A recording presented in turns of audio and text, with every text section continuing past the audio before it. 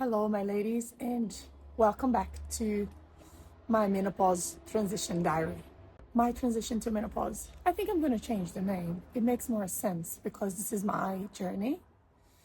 So, yeah, I'm going to change the name. It's going to be called from now on my transition to menopause diary. This is episode number 7, and I've come with updates. First, my symptoms. I have been feeling much better overall, and that's quite strange because the thing about the symptoms and the treatment, it's that the symptoms come and go, whereas before the treatment I would feel the symptoms all the time. So I find that the treatment has been effective because of that. Because now the symptoms are off and on, more off than on. So if you don't know the symptoms I am talking about, please watch the previous videos. I explain all of them in detail. I just want to say one thing. The only thing is, I think I didn't mention 2 symptoms that I have, which are lower back pain and my periods were quite heavy. So irregular periods. I thought that was normal, and I never considered that to be part of something bigger, as in the menopause transition symptoms, but it is. So an irregular period might be something like when you don't have your period often, when sometimes you have them and sometimes you don't, when the consistency of your period changes, or maybe the flow of your period changes. In my case, the flow was drastically changed from moderate, usually moderate, and that became really heavy in a way that I should change my night pads, the big ones, every hour or so for maybe 2 or 3 days. And my physician would say that was something connected to my iron deficiency. And now that I am aware of what perimenopause is, I know that I've been experiencing this for quite a while. So the lower back pain and the heavy periods are in my list of symptoms. And for the lower back, I only experience maybe halfway in my cycle, which means like 14, 15 days in. So, yeah. So the symptoms that I am experiencing are on and off. Fatigue, this tightness throughout my body, this muscle tension, low libido for sure, low mood sometimes, irritability, and low energy. These are the symptoms, but I feel they're improving. I am 1 week into my new treatment with progesterone capsules, and it's been maybe 2 weeks that I've been doing the testosterone, and I did not feel much of anything different. So it might be too soon to tell. I think at this stage, what has been the most difficult for me is to adjust of this new stage of life, this new season of life, and to accept, even to validate, because I was not expecting to feel the way I feel because of the transition to menopause. As women, we have not been educated And that brings me a lot of frustration. And it's hard for me to accept that I am becoming this new person with new boundaries, new limits, a new everything. I feel like I'm changing a lot, and I feel like I am grieving all these changes, because grief can also be about change, about losing something that you were used to. And I'm 40 years old. I'll be 41 in 3 days. And from the day I'm recording the video, of course. But I find myself angry and throwing self-pity parties all the time, because I don't want to experience all that. I just want to be normal. And the treatment is certainly helping me, but it seems like there's a long way to go in front of me. But then suddenly I started to feel hopeful again. I've been practicing a lot of self-compassion and, using the techniques in CBT that I've explained you before. There is this journaling technique, which is so helpful. Please look up for that on my channel. I can link for you as well. It would be in the descriptions. So, and the self-compassion is giving me the space that I need to breathe. And it's helping me to validate, because these changes are within. We don't look different outside. I mean, I don't look as different as I will in a few years, but the changes are real and they're inside of me. And because they're not physical, people around me will not validate, and I need to validate myself a lot. And that's new to me. Very new. I did not used to need so much validation, so much compassion before. I felt I was somehow stronger, but now I'm feeling other kind of strength. It's I can't express in words, but it seems like I am becoming someone that I don't know yet. And it's strange.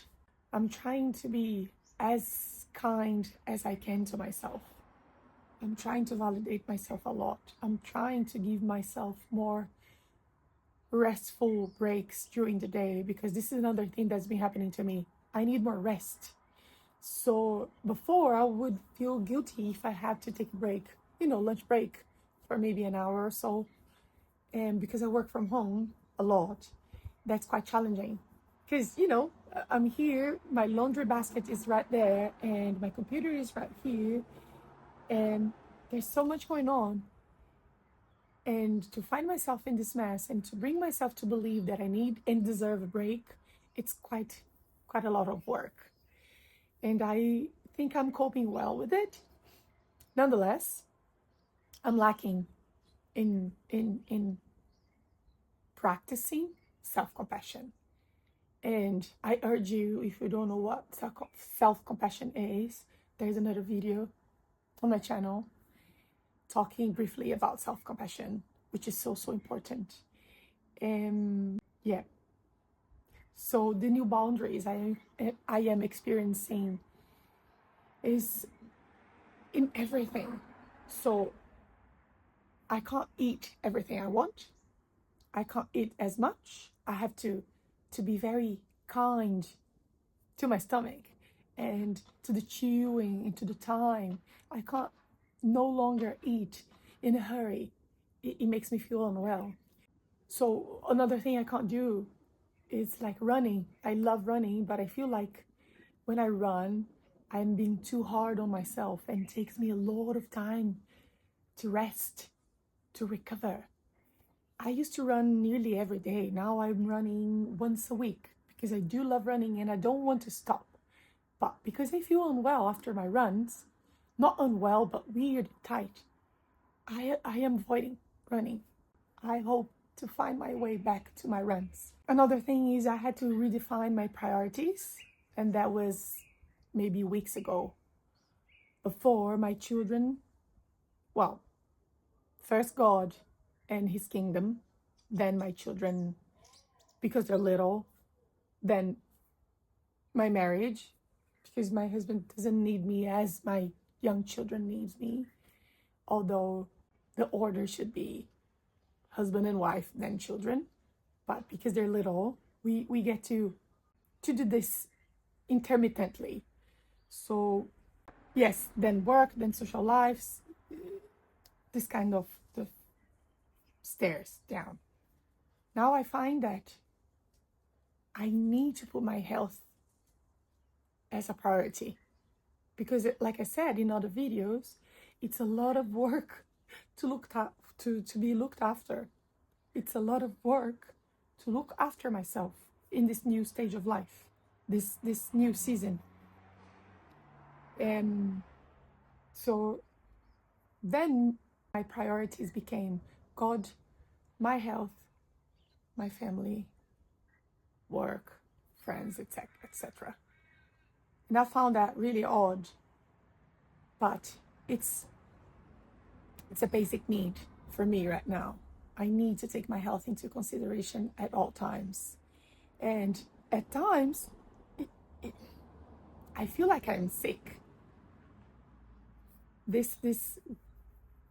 connection between self-care, a lot of self-care, and wellness in me is like being sick and having to take care of yourself. But in this new phase of life, it's not the case. You take care of yourself because you don't want to be sick, as it should be. So accepting these new limitations and working with them, working through the priorities as working through the priorities in a way that considerate my health first and foremost. It's been really helpful and strange because, like I said, I feel like I'm sick, but it's not the case. What else? But yeah, at the end of the day, I am rediscovering myself, and that's quite challenging. That is a lot of work. It requires a lot of patience, self-compassion, and time. I need more time now. I need more time by myself. I need more time in between tasks. I need more time to read. I need more time to work. It feels like life is forcing me to push the brakes and to go slower. And it makes sense because it's preparing me to my older years when I'll be an elder and things will go slower.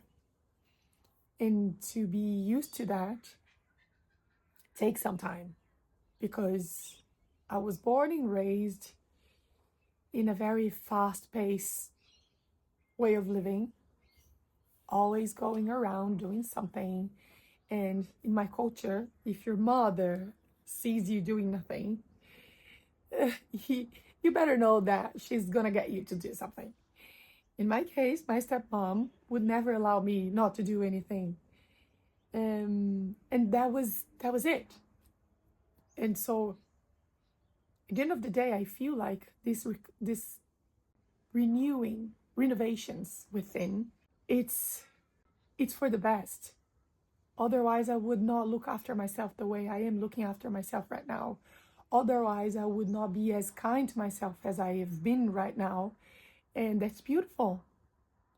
It takes life to knock you over for you to wake up sometimes. And I wish I knew this sooner, if that's even a thing, because our parents, they tell us so many things we don't hear.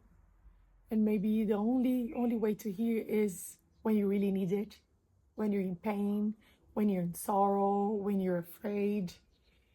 For me, it was definitely because I was afraid. I was afraid of being sick, of being, losing my mind. And it was quite a relief. And I am grateful. I know what's been going on with me. Nonetheless, I'm beyond grateful. So I see hope in the future. As I've been feeling better, I get to work through the psychological and emotional parts of it. And it's never easy to examine yourself, to analyze yourself, because we are unique and complex, and we are the fruit of parents, environment, and culture, and genes. So I brought today this little encouragement. I don't know if that's encouragement. I don't know. You tell me, because I feel like I've been really gloomy in the last videos. And look, we need to be able to talk about this and to reframe the self-care in menopause transition into a good thing. So I am working on it, still grieving all those changes, and still adjusting to this new person that I am becoming, to my new boundaries, to my new limits, to my new needs. I think that's the accurate way of saying new needs. So I encourage you to look after yourself today. You need to keep a journal. Oh yeah, I've been doing this one new thing, which is tracking my symptoms. And I'm doing this on a notepad, but there are other ways. If you're into technology, there's many apps. But if I didn't get you to self-test yet, actually I did in the previous video. But if I didn't, I'll just talk right now. I'll get you to self-test, to help you to validate yourself and your symptoms, and to help you to understand what's been going on with you, and to help you to go onto the right path to look after yourself. That is a must, looking after yourself at this stage. It is a must, and it might differ for everybody. So yeah, next video I'll be bringing my morning routine, which has been quite a while that I practice this, but I reckon it's going to be really helpful for you to learn how to start your morning in a peaceful way, if you can. So if I didn't bring the self-check, I'll have the self-check links down below for you. Yes, so that is it for today, and I hope these videos have been helpful. And please share, because we're not alone in this. We need to tell our friends we understand what they're going through. That's not being spoken about. Only after I started to research, I started to bring up this kind of conversation in my social gatherings, and people are feeling the same. I wonder how many people out there are feeling lonely with all these symptoms, thinking they are, losing their minds or getting really sick. So take a moment and share with one friend, because it's really important that our girlfriends out there know they're not alone, and we are all together in this. Okay, I'll see you next time, hopefully. Ciao.